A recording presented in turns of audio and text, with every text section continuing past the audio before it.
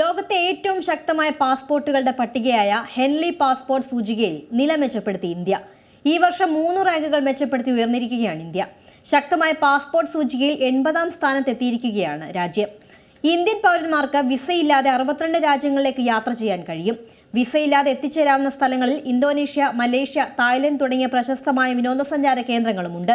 പട്ടികയിൽ India ഉസ്ബെക്കിസ്ഥാനുമായി ranking പങ്കിടുന്നു.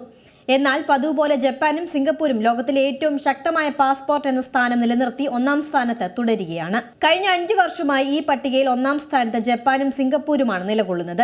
28 രാജ്യങ്ങളിലേക്ക് മാത്രം വിസരഹിത പ്രവേശനാനുമതിയുള്ള അഫ്ഗാനിസ്ഥാനാണ് പട്ടികയിൽ ഏറ്റവും ഒടുവിലത്തെ സ്ഥാനത്ത് നിലകൊള്ളുന്നത്. 104ാം സ്ഥാനത്താണ് അഫ്ഗാനിസ്ഥാന്റെ സ്ഥാനം. ലോകത്തിലെ ഏറ്റവും ശക്തമായ പാസ്പോർട്ട് സൂചികയിൽ France, Germany, Italy, Japan, Singapore, Spain എന്നീ രാജ്യങ്ങൾ ഏറ്റവും മുന്നിലാണ്. ഈ 6 രാജ്യങ്ങളിലെ പൗരന്മാർക്ക് 194 രാജ്യങ്ങളിലേക്ക് വിസരഹിത പ്രവേശനം ലഭിക്കുന്നുണ്ട്. കഴിഞ്ഞ 5 വർഷമായി ജപ്പാനും സിംഗപ്പൂരും ഈ പട്ടികയിൽ 1ാം സ്ഥാനത്തുണ്ട്. യൂറോപ്യൻ രാജ്യങ്ങൾ ശ്രദ്ധേയമായ ഉയർച്ച നേടിയിട്ടുണ്ട്.